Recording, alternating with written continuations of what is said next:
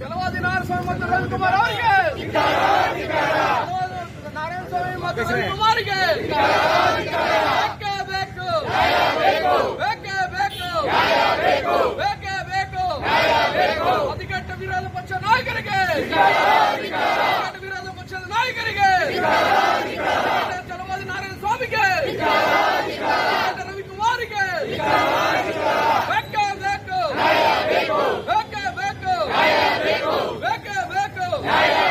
ವಿರೋಧ ಪಕ್ಷದ ನಾಯಕರಿಗೆ, ವಿರೋಧ ಪಕ್ಷದ ನಾಯಕರಿಗೆ, ವಿರೋಧ ಪಕ್ಷದ ನಾಯಕರಿಗೆ down down down down down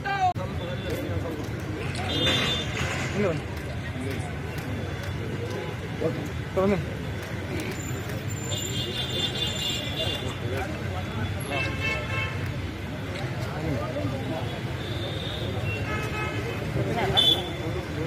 Priyank Kharge ಅವರನ್ನ ವಿಧಾನ ಪರಿಷತ್ ವಿರೋಧ ಪಕ್ಷದ ನಾಯಕರಾದ ಛಲವಾದಿ ನಾರಾಯಣಸ್ವಾಮಿ ಅವರು ಏಕವಚನದಿಂದ ನಿಂದನೆ ಮಾಡಿ ಅವಮಾನ ಮಾಡ್ತಕ್ಕಂಥ ರೀತಿಯಲ್ಲಿ ಅವರು ಮಾತಾಡ್ತಾರೆ. ಯಾವಾಗಲೂ ಕಾಂಗ್ರೆಸ್ ಪಕ್ಷದ ಸಚಿವರನ್ನ, ಶಾಸಕರನ್ನ, ಕಾಂಗ್ರೆಸ್ ಪಕ್ಷನ ವಿರೋಧಿಸ್ತಕ್ಕಂಥ ಮಾತು, ಹೀಯಾಳಿಸ್ತಕ್ಕಂಥ ಮಾತು ಮಾತಾಡ್ತಾರೆ. ಅದಕ್ಕಾಗಿ ತಿಂಗಳ ಮನೆಗೆ ದ್ರೋಹ ಬರ್ತಕ್ಕಂಥ ಕೆಲಸ ಇವತ್ತು ಛಲವಾದಿ ನಾರಾಯಣಸ್ವಾಮಿ ಅವರು ಮಾಡ್ತಾ ಇದ್ದಾರೆ.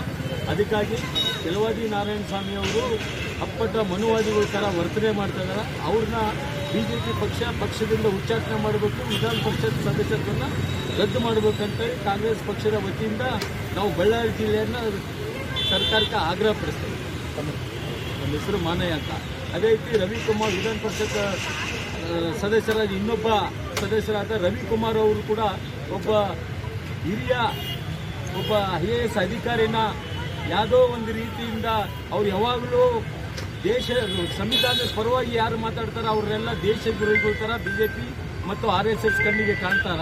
ಅದಕ್ಕಾಗಿ ರವಿಕುಮಾರ್ ಅವ್ರನ್ನ ಕೂಡ ಅವರು ಪಕ್ಷದಿಂದ ಉಚ್ಚಾಟನೆ ಮಾಡಬೇಕಂತ ನಾವು ಬಿಜೆಪಿ ಮತ್ತು RSSಗೆ ಆಗ್ರಹ ಮಾಡ್ತೀವಿ.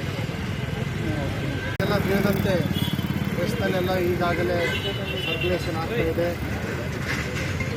ಈ ಒಂದು ಪ್ರಜಾಪ್ರಭುತ್ವದಲ್ಲಿ ಈ ದೇಶದ BJPಯವರು ಯಾವ ರೀತಿಯಾಗಿ ನಡೆಸ್ಕೊಳ್ತಾ ಇದ್ದಾರೆ. ಆಮೇಲೆ BJPಯವರು ಕೂಡ ಇದನ್ನು ನೀಟಾಗಿ ಸ್ಕೀಮ್ ಆಗಿ ಪ್ಲ್ಯಾನ್ ಆಗಿ ಎಲ್ಲ ಕಾಂಗ್ರೆಸ್ ಪಕ್ಷದ ಗಣ್ಯರು ಲೀಡರ್ಸ್ ಮೇಲೆ ಒಂದು ಹಲ್ಲೆ ಮಾಡ್ತಕ್ಕಂಥ ಒಂದು ಸಿಸ್ಟಮ್ಯಾಟಿಕ್ ಪ್ರೋಗ್ರಾಮ್ ಮಾಡ್ತಾ ಇದ್ದಾರೆ.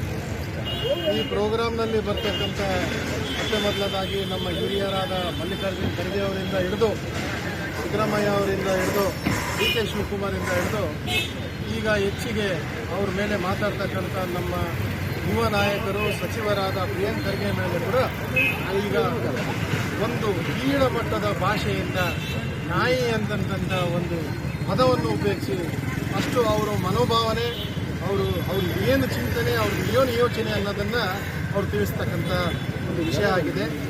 ಅದಲ್ಲದೆ ಅವರು ಸ್ಟ್ರೈಕನ್ನು ಮಾಡಿ ಇನ್ನೊಬ್ಬ MLC ಆದ ರವಿಕುಮಾರ್ ಅವರು ಔಸಿಯಾ ಅಂತ ಆದಂಥ DC ಗುಲ್ಬರ್ಗದವರಿಗೆ ಪಾಕಿಸ್ತಾನದಿಂದ ಬಂದಿದ್ದಾರೆ ಅಂತಕ್ಕಂಥ ಮಾತುಗಳನ್ನು ಹೇಳಿ IAS ಆಫೀಸರ್ಗಳಿಗೆ ಸೇವೆ ಮಾಡ್ತಕ್ಕಂಥ ಒಂದು ಇಂಟಿಗ್ರಿಟಿಯಿಂದ ಸೇವೆ ಮಾಡ್ತಕ್ಕಂಥ ಜನರಿಗೆ ಎಂಥ ಮೆಸೇಜ್ ಕೊಡ್ತಾ ಇದ್ದಾರೆ, ಏನು ರೆಸ್ಪೆಕ್ಟ್ ಇದೆ, ಸಮಾಜದಲ್ಲಿ ಸೇವೆ ಮಾಡ್ತಕ್ಕಂಥ ಒಂದು IAS ಆಫೀಸರ್ ಮೇಲೆ ಯಾವ ರೀತಿ ಮಾತಾಡ್ತಿದ್ದಾರೆ, ಅವರಿಗೆ ಯಾರ ಬಗ್ಗೆನೂ ಕಾಳಜಿ ಇಲ್ಲ, ಚಿಂತನೆ ಇಲ್ಲ, ಒಂದು ರೆಸ್ಪೆಕ್ಟೂ ಇಲ್ಲ.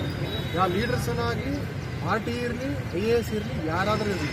ಅದೇ ರೀತಿಯಾಗಿ ಇದು ನಿಮಗೆ ತಿಳಿದಕ್ಕಂಥ ವಿಷಯ ಏನಂದರೆ ಸಿಸ್ಟಮ್ಯಾಟಿಕ್ನಾಗಿ ಏನು ಮಾಡ್ತಾ ಇದ್ದಾರೆ ಅಂದರೆ ಅಲ್ಲಿ ನಿಮಗೆ ಗೊತ್ತಿದ್ದಂಗೆ ಇನ್ನೊಂದು ರೀತಿಯಾಗಿ UPಯಲ್ಲಿ ಮಧ್ಯಪ್ರದೇಶದಲ್ಲಿ ಆಗ್ತಕ್ಕಂಥ ಒಂದು ನಮ್ಮ ಜಗದೀಶ್